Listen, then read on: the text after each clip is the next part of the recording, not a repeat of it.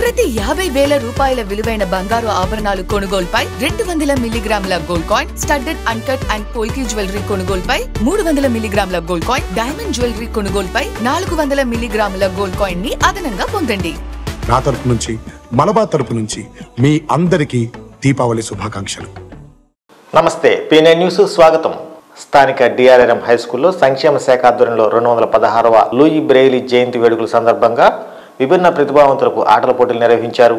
ఈ కార్యక్రమాన్ని జిల్లా కలెక్టర్ తమీం అన్సారియా ముఖ్య అతిథిగా హాజరై క్రీడలు ప్రారంభించారు, శుభాకాంక్షలు తెలిపారు.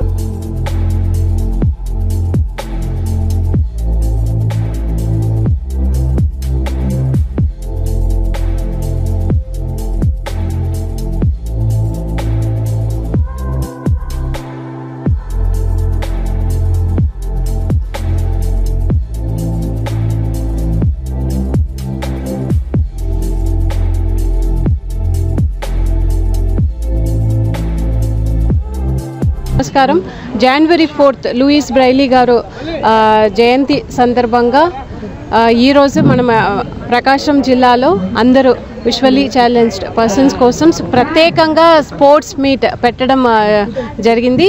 సో ఈరోజు దాదాపు ఒక 100 మెంబర్స్ దాకా వివిధ sports, running, carrom, chess, cricket అవి అన్నీ కూడా ఇక్కడ నిర్వహించడం జరుగుతున్నది. ఇక్కడ కూడా ఇప్పుడు చూశాను గర్ల్స్కి విడిగా రన్నింగ్ రేస్, బాయ్స్కి రన్నింగ్ రేస్, అందరూ వారు టాలెంట్ని చూపిస్తున్నారు. చాలా సంతోషంగా ఉంది. వారందరికీ కూడా శుభాకాంక్షలు. పన్నుల వసూల్లో నిర్లక్ష్యం వహించవద్దని, ఎటువంటి ఒత్తిళ్లకు లోను కాకుండా 2 నెలల్లో సిబ్బంది టార్గెట్ పూర్తి చేయాలని ఒంగోలు నగర కమిషనర్ వెంకటేశ్వరరావు సూచించారు. నగరంలోని ఎన్టీఆర్ కళాక్షేత్రంలో జరిగిన నగరపాలక సచివాలయ సెక్రటరీలకు దిశానిర్దేశం చేశారు. ప్రతి ఒక్కరూ అలసత్వం వేడాలని, గత ప్రభుత్వంలో జీతాలు కూడా ఇబ్బంది పడే పరిస్థితి ఉందని, ప్రస్తుతం ఆ స్థితి నుండి బయటపడే విషయంలో కార్పొరేషన్, మున్సిపాలిటీ స్వయం సమృద్ధితో ముందుకు సాగాలనేది ముఖ్యమంత్రి లక్ష్యమన్నారు. గతంలో కేంద్ర రాష్ట్ర ప్రభుత్వాల నుండి నిధులు వచ్చేవని, అలా కాకుండా మన నిధులను మనమే సమకూర్చుకొని నగరాభివృద్ధికి ఖర్చు పెట్టుకునే విధంగా ప్రభుత్వం ఆదేశాలు జారీ చేసిందన్నారు. సిబ్బంది తన వ్యక్తిగత పనులను ఈ 2 నెలల పాటు దూరం పెట్టి పన్నుల వసూళ్లలో ఉత్సాహంగా పనిచేయాలన్నారు. ప్రభుత్వ కార్యాలయాలు, స్టేషన్లు మినహా మిగతా పన్ను వసూళ్లలో మెరుగైన పాత్ర పోషించాలన్నారు. ఈ 2 నెలల పాటు యుద్ధ ప్రాతిపదికన పన్ను వసూల్లో ఒంగోలు నగరపాలక సంస్థ రాష్ట్రంలో అగ్రగామిగా ఉండాలని, దానికి సచివాలయ సెక్రటరీలు బాధ్యత తీసుకోవాలని కోరారు. ఈ కార్యక్రమంలో assistant commissioner Rambhupal Reddy, assistant city planner Sudhakar, revenue officer Vijayabhaskar, ME Chandraiah తదితరులు పాల్గొన్నారు.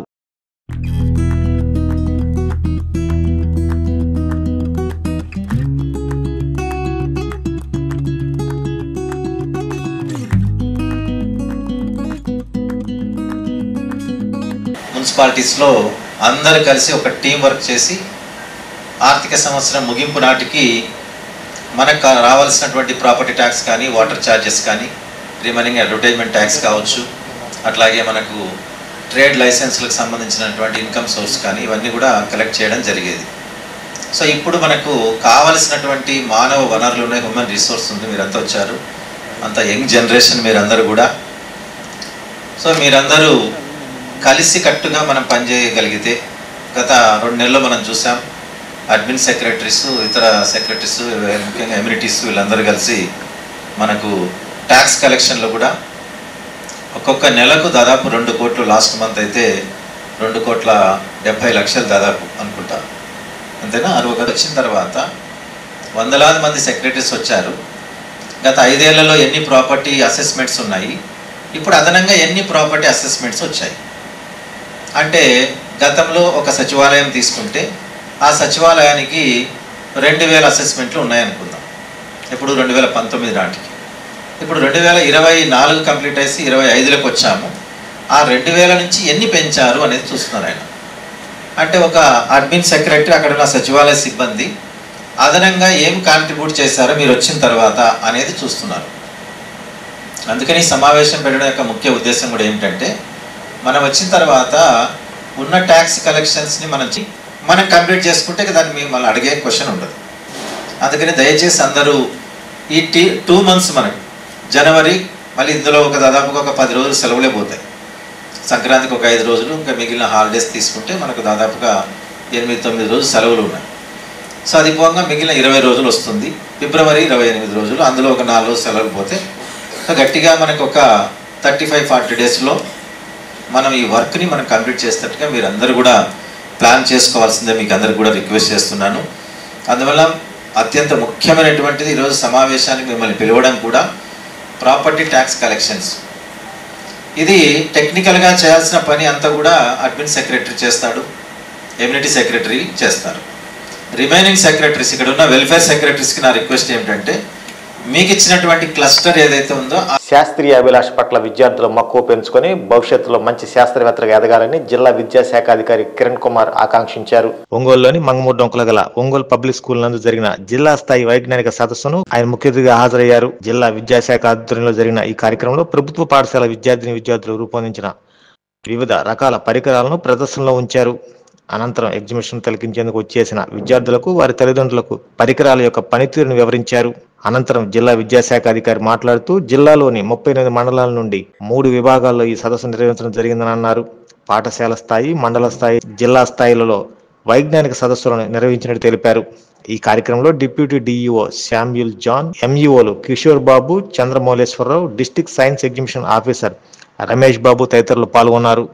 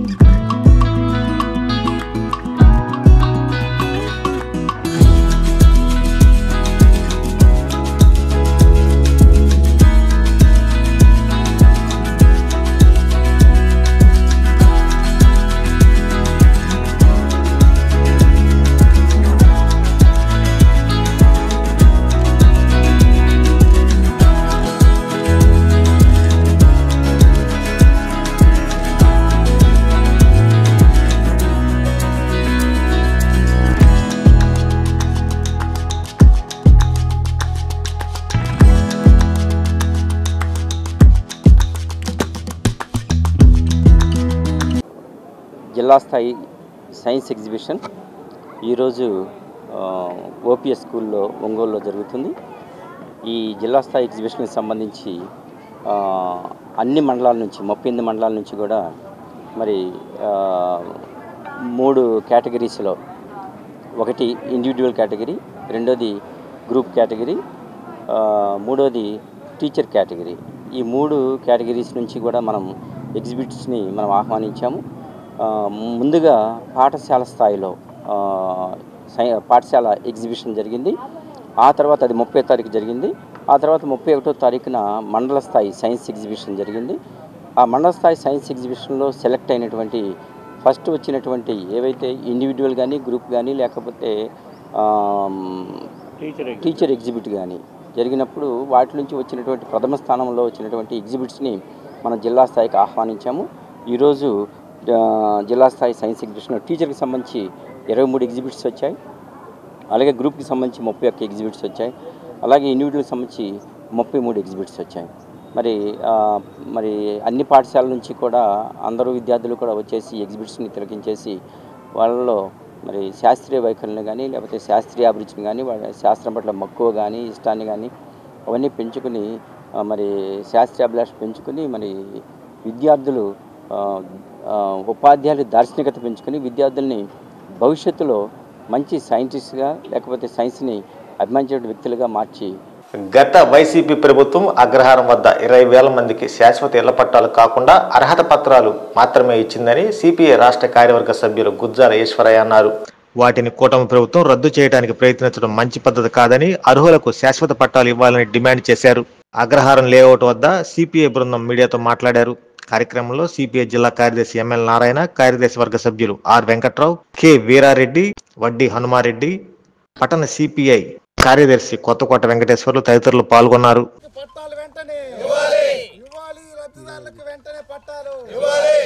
పట్టా పొందిన లబ్ధిదారులకు వెంటనే స్థలాన్ని, లబ్ధిదారులకు పొజిషన్ ని ఒంగోలు నగరంలో ఇల్లు లేని పేదలందరికీ ఇళ్ల స్థలాలు, ఒంగోలు నగరంలో పేదలందరికీ ఇళ్ల స్థలాలు ఇవ్వాలని కోరుతూ కలెక్టరేట్ దగ్గర 10వ తారీఖు జరిగే ఆందోళన కార్యక్రమాన్ని ఇళ్ల పట్టాలపైన హక్కులు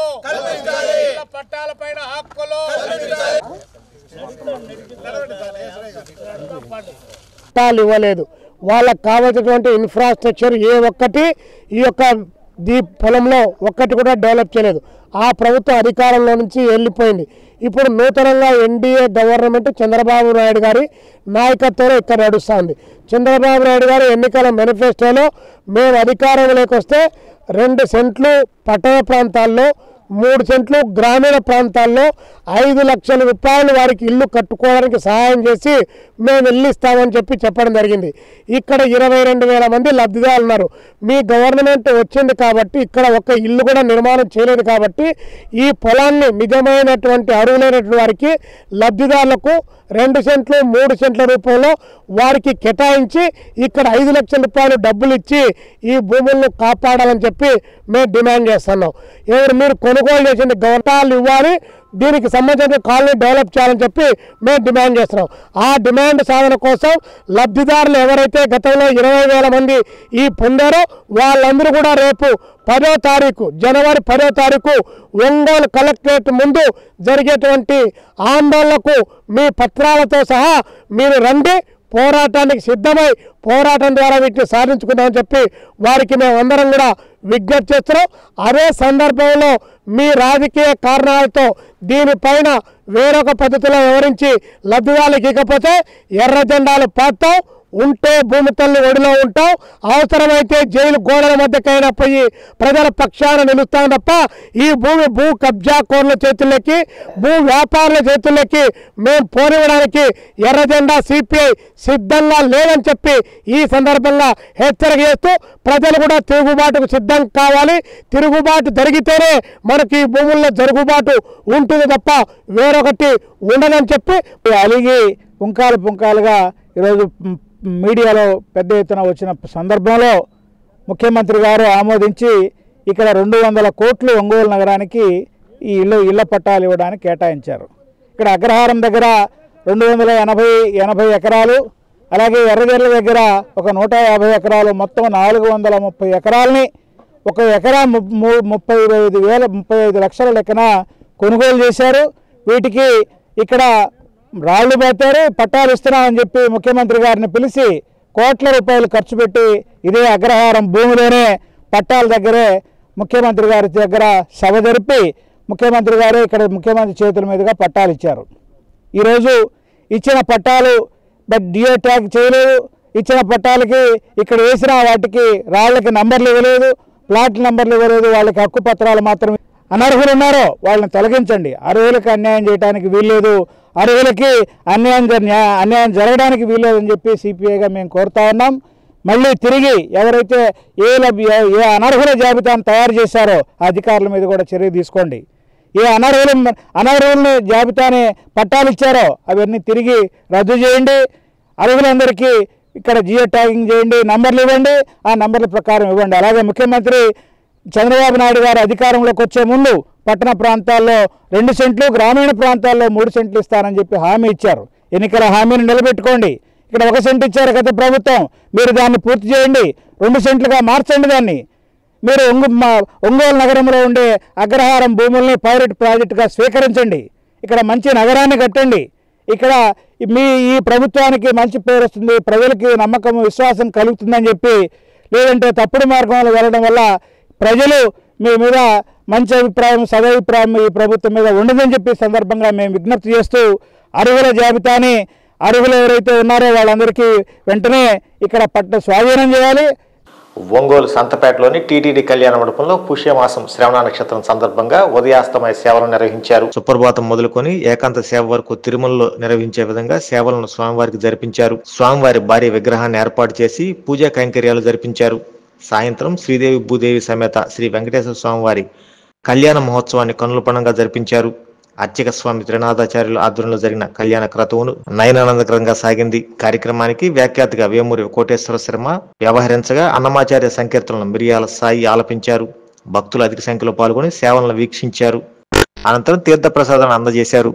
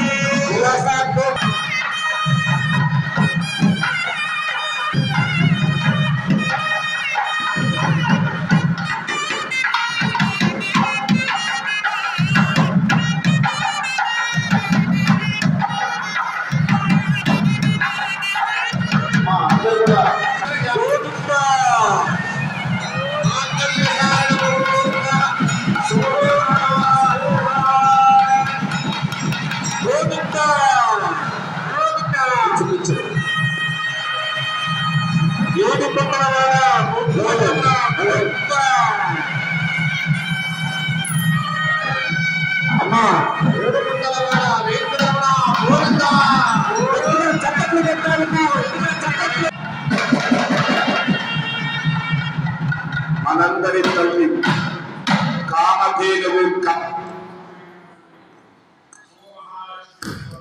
నండి చక్కగా దక్షిణ మీరు చేతిలో పెట్టుకొని మీ సంకల్పం అభీష్టం చెప్పుకొని పాదాల వద్ద ఉన్నటువంటి తాంబూలంలో ఆ గోదాన దక్షిణ సమర్పించే ముందుగా లక్ష్మీ స్థానమైనటువంటి గోవు యొక్క పృష్ఠభాగాన్ని తాకి నమస్కరించి ఆ దక్షిణ సమర్పించండి. గోవిందుని కళ్యాణంలో గోదానం సమర్పిస్తే జన్మాంతరాల పాపకర్మలన్నీ కూడా. ఈ నూతన సంవత్సరం 2 వీలర్ మెకానికులు ఎదుర్కొంటున్న సమస్యలను కూటమి ప్రభుత్వం గుర్తించి మోటార్ వెహికల్ వెల్ఫేర్ బోర్డు ఏర్పాటు చేయాలని 2 వీలర్స్ మెకానిక్ అసోసియేషన్ రాష్ట్ర అధ్యక్షులు దాయనేని ధర్మ కోరారు. నగరంలోని ప్రకాశం జిల్లా 2 వీలర్స్ మెకానిక్ అసోసియేషన్ కార్యాలయం నందు నూతన సంవత్సర వేడుకలు ఘనంగా నిర్వహించారు. అనంతరం అధ్యక్షులు దాయనేని ధర్మ ఏర్పాటు చేసిన కార్యక్రమంలో కేక్ కట్ చేసి మెకానిక్ సోదరులకు పంచిపెట్టారు. మెకానిక్ సోదరులందరికీ నూతన సంవత్సర శుభాకాంక్షలు తెలిపారు. అసోసియేషన్ నూతన సంవత్సర క్యాలెండర్ను ఆవిష్కరించారు. కూటమి ప్రభుత్వంలో మెకానిక్ సోదరులకు అన్ని విధాలుగా సహకారం అందుతుందని ఆకాంక్షించారు.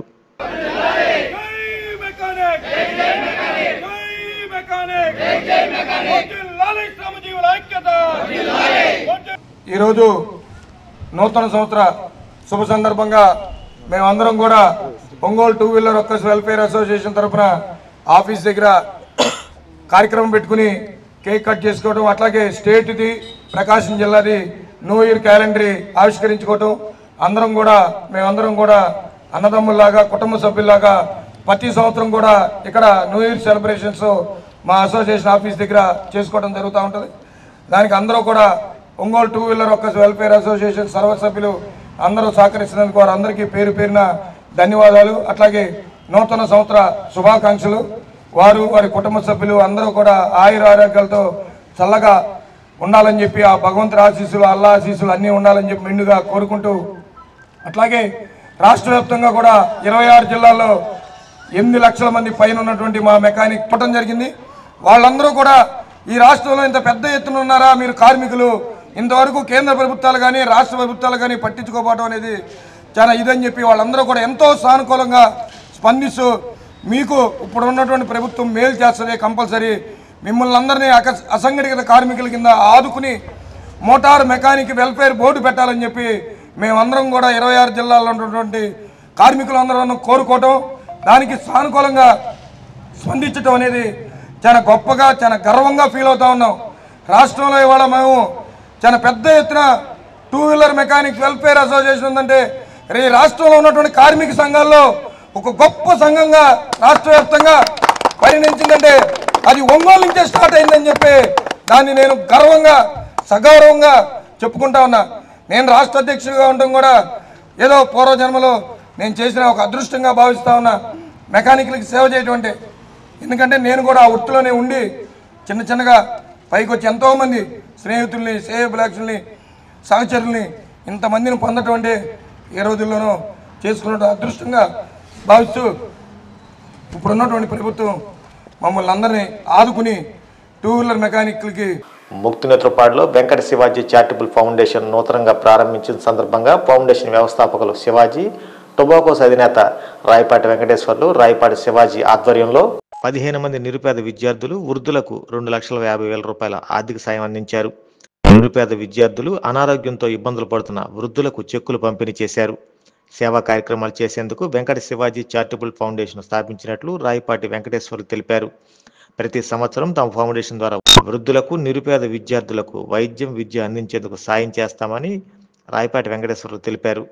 ఈ కార్యక్రమానికి ముఖ్య అతిథిగా ప్రముఖ రచయిత పాటిబండ్ల ఆనందరావు, త్రోవగుంట మాజీ సర్పంచ్ కట్టా సింగయ్య, రాయపాటి అంకయ్య, బత్తిన సుధాకర్ రావు, మేకల రామాంజనేయులు, అయినంపూడి వెంకట నరసింహం, మారినేని సుబ్రహ్మణ్యం, కొమ్మబోయిన పిచ్చయ్య, రాయపాటి నాగేశ్వరరావు, రాయపాటి సీమో తదితరులు హాజరయ్యారు. చిన్నతనం ఈ యొక్క జీవితం ఎలా సాగిందంటే నేను మా కుటుంబంలో 7 అయితే మా పెద్దన్న సీమో నేను పుట్టిన సంవత్సరానికే ఆయన చనిపోయాడు. చనిపోయిన తర్వాత మేము 6 ఉన్నాం. 6 బ్రదర్స్వి. అలాగే నేను లాస్ట్ వాడిని. స్వర్గీయ రాయపాటి జార్జి గారు నన్ను తండ్రి గారు నన్ను చిన్నప్పటి నుంచి నన్ను ఎనికీత పెట్టుకొని ఆయన తిప్పడం జరిగింది నన్ను. రెండోది ఆయన వయసులో ఈ వ్యాపారానికి మాకు ఒకటే ఉండేది. నాకు గొప్ప విషయం ఏంటంటే ఒక వ్యక్తి మాకు సహాయం చేస్తే అది గుర్తించుకోవటం మాకు మా నాన్నగారు నేర్పిన ఒక విధి. ఆయన అడుగుజాడల్లోనే నేను నడిచాను. ఆయన పొగాకు వ్యాపారం ఎట్లా మొదలైంది అందరూ కూలి పని చేసుకుంటా ఏ పని కంటే సేవ చేసుకునే రోజుల్లో కంపెనీ రోడ్డుకి వెళ్ళడం జరిగింది. అక్కడ త్రోవగుంట నుంచి అర్జునవాడ నుంచి దాసర రామయ్య, కొట్టు అంకయ్య వాళ్ళిద్దరితోటి స్నేహబంధంతో కుదిరించుకొని వాళ్ళు వ్యాపార రంగంలో చిన్నగా చేస్తున్నారు. వాళ్ళతోటి బిగించేసి మా నాన్న తెలివిగా వాళ్ళతోటి సహాయంతో వాళ్ళ 3 పార్ట్నర్లు అయ్యి వ్యాపారం బిగిన్ చేస్తూ ఉండేవాడు. అప్పుడు నాకు 5 సంవత్సరాలు. ఇది మొత్తం కూడా నాకు గుర్తే. నేను చదివేలేదు కానీ నాకు గుర్తు. వాళ్ళ వెనకిత తిరుగుతూ ఉండేవాడిని. అలాగా మా నాన్నగారు ఎనికిత తిరుగుతూ ఉండే సమయంలో ప్రతిదీ కూడా ఇంట్లో లాస్ట్ రౌండ్గా నేను మా నాన్నగారు ఎనికితే ఉండేవాడిని.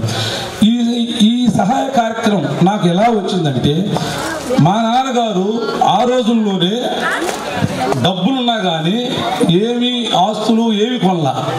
ఇంట్లో పెట్టుకుని సాయంత్రం ఒకటి 6 పిల్లల్ని సాగు చంద్రీయటం, ఇబ్బంది లేకుండా చూడటం.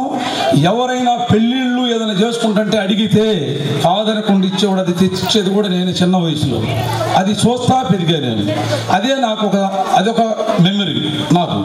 అట్లా చేసుకున్న క్రమంలో ఇక నేను ఏదో కష్టపడ్డాను, కూలి పని చేశాను. చేసే క్రమంలో నాకు 18 వయసు వచ్చింది. నాకు మీద రిజిస్టర్ చేస్తానంటేనా మా కొడుకు శివాజీ ఫస్ట్ మాటకే నాన్న నువ్వు ఎప్పుడైనా ఏదనుకున్నా అది చేస్తావు, దానికి ఇబ్బంది లేదు, నువ్వు చెయ్యని ఫస్ట్ భరోసా శివాజీ ఇవ్వడం జరిగింది. ఇక నేను ఈ ఫౌండేషన్ స్థాపించింది కారణం ఇది. సరే ఇందులో ఏదైనా తెలిసి తిరిగి తప్పు ఉంటే క్షమించండి. నా యొక్క కోరిక ఇదే, భగవంతుని కోరేది. ఈ ఫౌండేషన్ ద్వారా ఎప్పుడు భగవంతుడు మాకు శక్తిని ఇవ్వాలని కోరుకుంటూ సెలవు తీసుకుంటాం. Inaugurating a trust or foundation, Venkata Shivaji Charitable Foundation, on this special day. ఈ ఫౌండేషన్ గురించి ఇనిషియల్గా ఫాదర్ నాతో డిస్కస్ చేసినప్పుడు చాలా ఎంతూజియాజంగా ఫాదర్ నాతో షేర్ చేసుకోవడం జరిగింది. And I felt more nostalgic when the videos playing, because నేను చిన్నప్పటి నుంచి చూస్తున్నాను. నా 5th age and 10th age and 15th age and 20th age and 25th age నాన్న తగినంత సహాయం చేసుకుంటూనే వస్తూ ఉన్నారు. It gives me more inspiration to me, I feel. And he did more food saver programs, and he constructed a small school for small children. My father is my role model because I grew up by seeing his programs. It is a small or medium, and నేను ఈ ట్రస్ట్ని ఇంకా సహాయం వచ్చింది. ఒక trust పెట్టాలి అంటే చాలా కాలం నుంచి చేస్తున్నాం, సహాయం చేస్తూ కూడా దీన్ని ఒక ట్రస్ట్ ద్వారా నడిపించడం బాగుంటుందని ఈ కార్యక్రమం నాతో సంప్రదిస్తే నేను రిజిస్ట్రేషన్ అనుకున్నాను. ఎవరో మంచి సలహా ఇచ్చారు, ఎవరో అక్కడ రిజిస్టర్ రాష్ట్ర ఫౌండేషన్ అనే పేరు పెట్టున్నాడు, వెంకట శివాజీ ఫౌండేషన్. ఆ ఎంబలం కూడా సహాయం చేయందించేటువంటి ఎంబలం అద్భుతంగా ఉంది. ఈ కార్యక్రమం ఇది ఇట్లాగా ఇంకా కొనసాగాలని నేను హృదయపూర్వకంగా కోరుతూ, తాను మరణించిన తర్వాత కూడా తన ముందు తరాలు పలానా వాడు ఉన్నాడయ్యా ఈ కార్యక్రమాలు చేశారు అనేటువంటి ఆ గుర్తింపు తెచ్చుకోగలిగినటువంటి గొప్ప కార్యాలు చేసే మనసు కొద్దిమందికే ఉంటుంది. అలాంటి వాళ్ళకు కాస్త ఆ సంపద సమకూరడం కూడా ఒక గొప్ప విషయం. వెంకటేశ్వర గారి వ్యాపారాలు అభివృద్ధి చెందాలి, ఆయన బిడ్డలకు మంచి జరగాలి, మంచి కార్యక్రమాలు జరపాలని చెప్పి ఉన్నారు.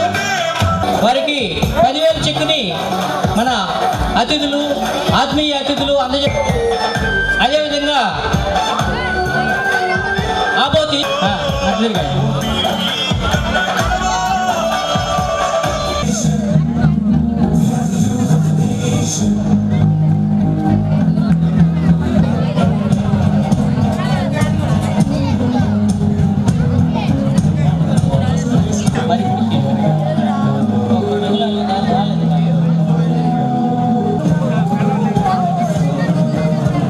ఈ వార్తలు సమాప్తం. నమస్కారం. స్టార్ హాస్పిటల్స్ హైదరాబాద్ వారు ఒంగోలు నందు స్టార్ సమాచార కేంద్రం మరియు సూపర్ స్పెషాలిటీ క్లినిక్స్ ను ప్రారంభించి ఉన్నారు. ప్రతి వారం సూపర్ స్పెషాలిటీ డాక్టర్స్ అందుబాటులో ఉండెదరు. తేదీ 2/1/2025 గురువారం కిడ్నీ వ్యాధి నిపుణులు డాక్టర్ గుత్తికొండ జ్యోత్స్న గారు, వాస్కులర్ సర్జన్ డాక్టర్ అపూర్వ గారు అందుబాటులో ఉండెదరు. తేదీ 23/1/2025 గురువారం డాక్టర్ జి శ్రీనివాస్ రెడ్డి గారు, లివర్ ట్రాన్స్ప్లాంట్ ఫిజిషియన్ అందుబాటులో ఉండెదరు. మరియు కార్డియాలజీ, ఇంటర్వెన్షనల్ పల్మనాలజీ విభాగాల సేవలు అందుబాటులో ఉండును. వివరాలకు స్టార్ హాస్పిటల్స్ సమాచార కేంద్రం మరియు super speciality clinics, Joy Lukas ప్రక్కన, సుందరీ భవన్ రోడ్, ఒంగోలు. సెల్ 9063 443 707.